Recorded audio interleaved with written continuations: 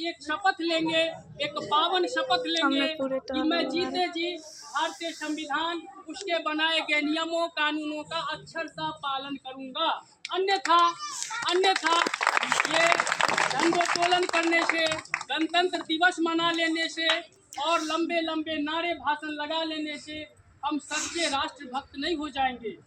और मैं विशेषकर युवाओं से यह विनती करूंगा कि हमारे संविधान में, हमारे कानून में 18 वर्ष से कम उम्र के बच्चों को बाइक चलाने की मनाही है। फिर भी आज समाज में देखा जा रहा है कि इस नियम का पालन लगभग बच्चे नहीं कर पाते। गार्जियन की बातों को काट करके बाइक पर बेतरतीब ढंग से गाड़ियां चलाते हैं और बच्चे ये भूल जाते हैं कि जिस बच्चे को लाल पार करके एक माता को बड़ा करने में 18 साल लग जाते हैं।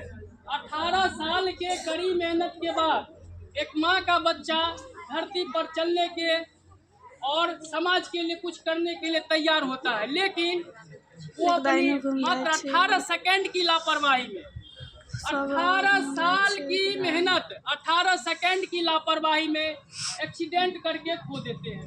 बहुत दुखद बात है ये। कोई भी बच्चा हो और विशेषकर युवा हमारे परिवार का, हमारे समाज का, हमारे देश का अमूल्य संसाधन है। बट आजकल की युवा पीढ़ी इस चीज को भूल गई है। वो अपने जीवन के कुछ के लिए कुछ भी करने से बात नहीं आते। तो कितना जो बच्चे 18 साल से कम उम्र के हैं, भारतीय संविधान के प्रति अगर उनकी सच्ची आस्था है, लगन है, श्रद्धा है, भारत माँ के प्रति अगर लगन है, सच्ची श्रद्धा है, वो राष्ट्रवादी बताते हैं, देश के प्रति अगर वाकई में सच्चा प्यार करते हैं तो इस नियम का पालन करें। और भारतीय संविधान का ही नहीं, आप जहाँ से जुड़े हैं, जिस व्यवस्था से जुड़े हैं, चाहे आप परिवार से, और एक बात हमेशा आप याद रखिए कि कहीं पर आप अकेले नहीं हैं, आप कहीं न कहीं अपने परिवार से, अपने माता पिता से, अपने विद्यालय से, अपने समाज से जुड़े हुए हैं। और परिवार हो, विद्यालय हो, समाज हो, हर जगह का अपना रूल्स है, रेगुलेशन है, नियम है। आज शपथ लीजिए कि मैं अपने परिवार के मर्यादा के विरुद्ध, मैं अपने कोचिंग के मर्यादा के विरुद्ध, मैं अपने विद्यालय के मर्यादा के विरुद्ध, मैं अपने देश की मर्यादा के विरुद्ध, अपने संस्कार और संस्कृति के मर्यादा के विरुद्ध कुछ ऐसा कार्य नहीं करूंगा जिससे हमारे देश की संस्कृति को, परिवार की संस्कृति को, समाज की संस्कृति को धक्का पहुंचे।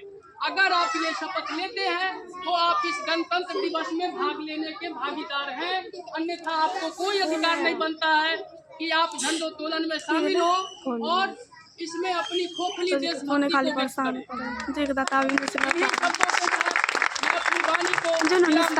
जय हिंद।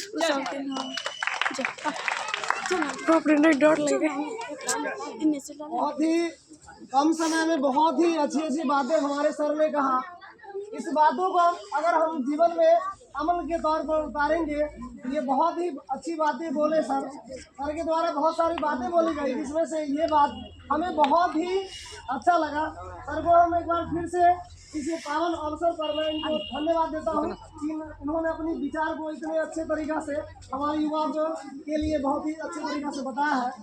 तो मैं चाहूँगा कि इस पावन अवसर पर हमारे और भी सर हैं जो कम समय में कम से कम समय दे करके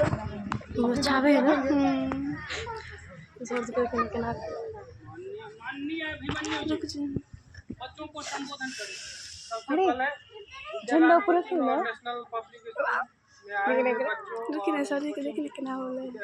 विद्यार्थियों को सबसे पहले मेरा गणतंत्र दिवस का हार्दिक बधाई और आने के इस कड़ाके की ठंड में आने के लिए बहुत बहुत धन्यवाद और उनकी बहादुरी को सलाम करता हूँ।